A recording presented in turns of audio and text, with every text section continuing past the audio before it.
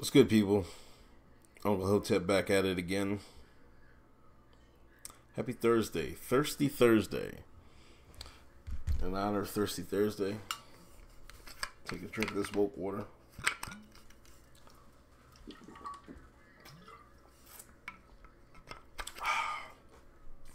You want some woke water? Hit up hotepnation.com. Free plug. Anyway.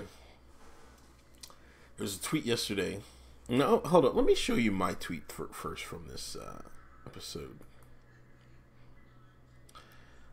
Jason Kessler said, looks like I finally got verified by Twitter. I must be the only working class white advocate with that distinction. And my reply is, I wonder why. Now I'm going to get to why I said that. And I'm going to show you. Now let's go to the root. Twitter, we don't allow hate groups on our platform. Also, Twitter, we happily verify white supremacists. This is from author Monique Judge. How you doing, Monique? You see Jason Kessler, freelance journalist, written for Got News, Daily Caller, and VDare, organizer of Unite the Right. I decided I'm going to be my personal and public crusade to air out Twitter. Every time they do something that runs counter to what they claim about, they've made a big deal recently about how much stricter they're going to be about enforcing the rules of terms of service. And we've all seen them do everything but that. The latest is no exception. One of the new rules Twitter CEO Jack Dorsey outlined in his October 13 tweet thread was an aggressive stance against hate symbols and violent groups.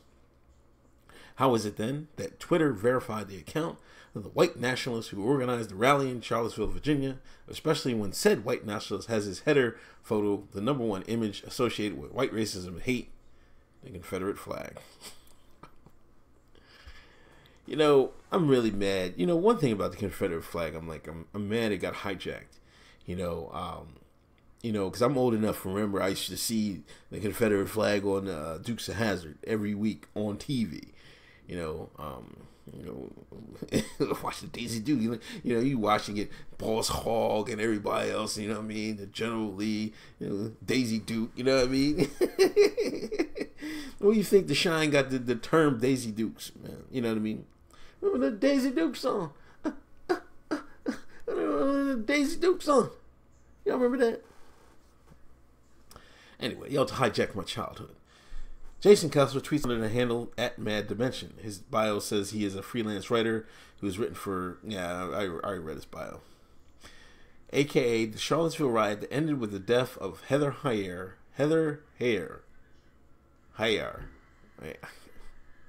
I'm sorry, I'm bad with names. A counter-protester who was killed when one of Kessler's many followers plowed a vehicle into a crowd of people who had beliefs that differed from his own. I'm still of the opinion that was a false flag, that was a staged event. I'm not saying, when I say staged, I don't mean Heather didn't get, or those people didn't get hit. Heather didn't get hit. I think she died of a heart attack. But I think the feds were involved in it. I'm sure of it. And that's why I think that chopper died. See, that's the thing. You never hear anything else about that story. Because, a police chopper went down that day, and two of the cops that were in the chopper died. So that's the fishy part. You never hear anybody chopper. Usually when police, die, you hear all these, they do in-depth stories and analysis and everything else. Nothing about those two cops that died. Nothing. I hardly know their names. Unbelievable. That's why I think people should look into that event. But anyway, Kessler bragged on Twitter Tuesday that his account had finally been verified, which indicates that he applied for the privilege. And someone at Twitter reviewed his account and his credentials and determined that yes, he should have been given the credibility of a blue check mark by his name. Looks like I finally got verified by Twitter. I must be the only working class white advocate with that distinction. The Southern Poverty Law Center lists Kessler as an extremist with a white nationalist ideology. he is included on the SPLC Hate Watch website. I don't get what the African American love what the SPLC is for, but you know what it is. According to the SPLC, Kessler attempted to unseat Charlottesville only black city councilman, Vice Mayor Wes Bellamy, and served as a bridge between a Virginia gubernatorial candidate and the alt-right. He described as relying on familiar tropes of white genocide and demographic displacement. Now, this is what I want to say about, this white genocide and demographic displacement. On one hand, you shines will say, "Oh, white folks is scared because the demographics of America is changing, and in 50, 100 years, they're not going to be a majority in this country." This is what you shines will say. You say it on Facebook, you say it on Twitter, you say it everywhere. So if you say that, why can't they say this? I mean, the genocide part is a bit overblown. Anybody will look at it will tell you that they're being displaced. Yes, they are. But you're in charge of your own genocide. All you gotta do is make babies. That's the thing. I'm like, yeah, come on. But as far as displacement, everybody's being displaced. Even black people like me, people like you, Monique, are being displaced. You just can't see it because you don't want to see it. You think anybody that's not white is on your team, which is the wrongest thing you could ever think of, Monique.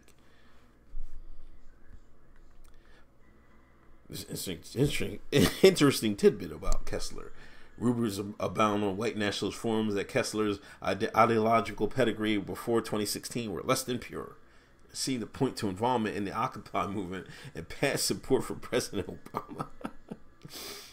At one recent speech in favor of Charlottesville's status as a sanctuary city, Kessler live streamed himself as an attendee, questioned him, and apologized for an undisclosed spat during Kessler's apparent involvement in Occupy. Kessler appeared visibly perturbed by the women's president and reminded us of their past association. Kessler claims he was radicalized after public relations exec Justine Sacco was fired for making extremely tasteless and racist jokes about AIDS in Africa. I don't care. Kessler said of the incident, "So it was a little racist joke, nothing that of a big deal. She didn't have that many followers. She probably didn't think anybody was going to see it." Okay. In a post titled, "The End of Identity Politics to Ensure Peace, Prepare for War." But make no mistake, the age of innocence is over for whites politically. We are becoming displaced minority in our own country thanks to democratic policy. They tax the hell out of middle-class families who might want to have more children while paying for welfare clinics to have 5 of their 6 babies they can't support. They provide sanctuary cities for illegal immigrants who flood in from south of the border and support Islamists from the most dangerous countries on earth. The time for supplication is over. We need to fight back. Twitter has validated everything this man has to say by giving him that blue check mark after his name. But they're taking a more aggressive stance against hate and violence, right? Twitter is enabling white supremacy and white nationalist ideology. Twitter is full of shit. One thing I would like to say, we're all being displaced, and it's not just because democratic policies. They're both on both sides. Imagine if Trump didn't win the election. I remember the illegals started coming over here. That was under the Bush and Reagan. That's when I remember all those. I'm old enough to remember all that. It's just not democratic policies. You're fooling yourself if you think that. Like, if you didn't have Trump in office now, you wouldn't even have a chance. They would say, even if other Republican won it besides Rand,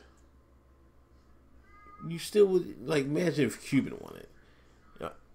No, not Cuban. What's it? Rubio, Robot Rubio, or Jeb. Like, come on, man. They don't care about that. None of them care. They do what the elites tell them to do. But anyway, back to my story. Why is this? I'm going to go back to my tweet. I wonder why. The reason they do this, and I've actually applied for a blue check mark on Twitter. I never even heard back. I was like, I got 10,000 followers on Twitter, man. I got 10,000 on YouTube back then. This was in the beginning. I think it was the beginning of summer I did this, or last year I think I did that. I never heard back from them, but I never heard back, so I was like, well, whatever. They don't want to validate anybody. Hotep. Let's just keep that 100. If you want to keep it 100, they don't want to validate Hotep, but they want to validate people like him. Of course, I wonder why. I wonder why means because how else are you going to get this reaction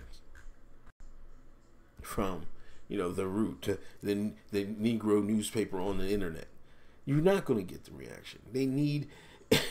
You need an adversary for you buffer Negroes to interact with and argue their talking points with.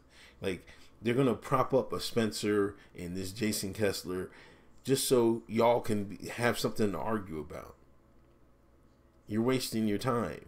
And the fact that he's allegedly had some Obama or support or ties or whatever you want to call it.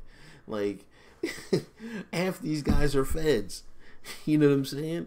Like, I don't know what to tell y'all. That should tell you the fact that you mention it in your article, that should goes to show you, well, maybe he's just doing this for pay, or somebody's putting him up to it. And just because he has this Confederate flag up here to trigger y'all, and you're falling for the trap. It's not even worth mentioning. You're giving him more light by doing this and writing these articles. And you're asking why Twitter doing it, because they know you're going to do it. You know what I'm saying? Racism is big business in America. And as long as they got the African American on a leash that they can pull and y'all can bark and y'all can react, they're going to keep pulling it. They can't pull it with any other race because every other race has ignored white folks. They was like, man, y'all gonna do what you want. We're gonna do what we want over here, and let's everybody have a good day. Except for the American Negro. Except for the buffer Negroes, not the Hoteps, man. The Hoteps are like, man, y'all can do what y'all want. But except for but y'all keep falling for it every time. It's unbelievable. So if you want to know why, Monique, it's because they know they can. First, you gotta understand, like, Jack and them is probably CIA. So, if they want to foment a race war or whatever, then they need people to be fixtures, and so somebody they can focus your anger towards. The Spencers and the Jason Kesslers. It's that simple, Monique. I mean, use your head for something more than a hat rack. I was gonna say something else, but I'm gonna stall you out, Monique. But anyway, this is Uncle Hotep. If you can donate to my Patreon or PayPal, I greatly appreciate it. Episode 72 of the podcast is out. I'll try to do one this week, another one, and follow me on Twitter, Handy Mayhem, Uncle Hotep. Peace.